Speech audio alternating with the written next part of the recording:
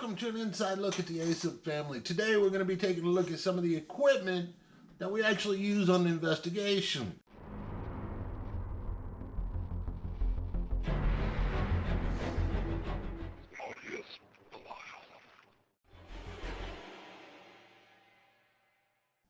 So I was getting the equipment out for an investigation that we got going on tomorrow, and I decided to kind of give you guys an inside look at some of our EMF meters and explain the history of where they come from. EMF, which stands for electromagnetic field. It is believed that spirits or entities produce an electromagnetic field. High EMFs produce a wide range of side effects, including feelings of being watched, hallucinations, and can even cause people to get sick. In today's video, we're going to be focusing on EMF detectors, also known as EMF meters. Okay? We're going to talk about the history of them, where they started at, from dowsing rods all the way up to this cool little device here, which is an EDI. The earliest version of an EMF detector would be a dowsing rod. Now, a dowsing rod actually showed up in Germany in the 16th century, where they originally used it to find metal ores. What a dowsing rod was is a Y-shaped piece of wood, or normally like a tree branch, that the person using it would hold it in their palms like this, and whenever they walked over an energy source, the rod would dip down, indicating some sort of energy source. A variation of that was the divining rods, which was essentially two L-shaped rods that, as the user walked into an energy source or over an energy source, the rods would actually cross. This type of device was used for detecting everything from metal ore to water sources to unexplainable energy sources, which is where it finds its way into the paranormal world. Now, stepping forward from that, we have our earliest versions, or one of our earliest versions that we carry with us, which is an EMF meter, which basically just reads EMF fields.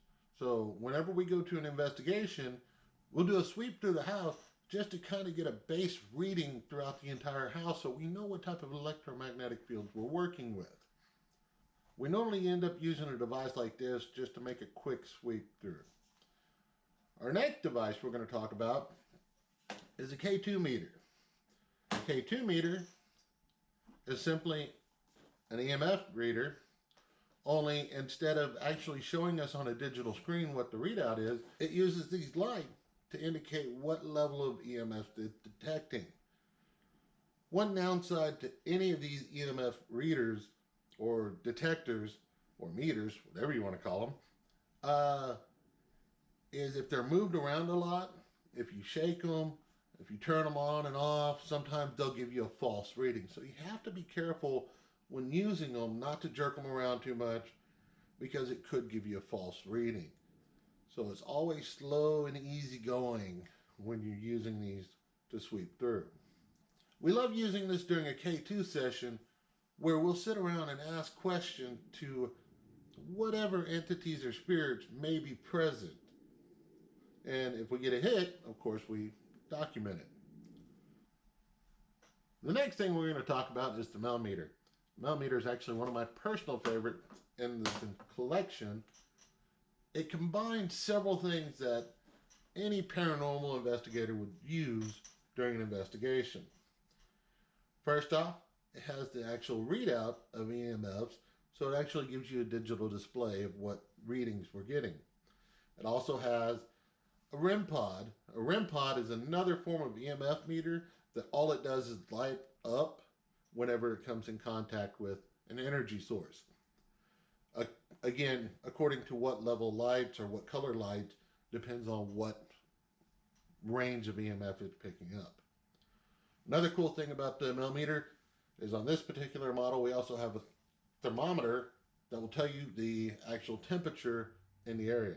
This combines so many tools that a paranormal investigator uses that I think it's a great tool. Moving up from the Mel-Meter, we have a new device that I'm still getting familiar with. I'm not even going to lie about that. It's called the EDI. The EDI combines even more than the Mel-Meter. The EDI has a EMF reader or meter. Again, the light along with the strip determine how high of an EMF it's reading. It also has a vibration sensor, which is great whenever you have claims of hearing footsteps or feeling bed moves and stuff like that. You can definitely use that to show any indication of movement. It also reads the temperature, and it has a built-in alarm, the Mel-Meter does too, that will tell you if there's a sudden change in temperature. It also reads pressure and humidity. So whatever the pressure in the area is and whatever the humidity is, it reads it all. And the great thing about it is it actually stores it on an SD card, and you can pull the SD card after you finish your investigation and actually look at it to see what type of readings you had. And if you had certain hits, you can actually look at all the information at one point, everything from the temperature to the humidity to the pressure to the actual EMF meter, and get everything at once.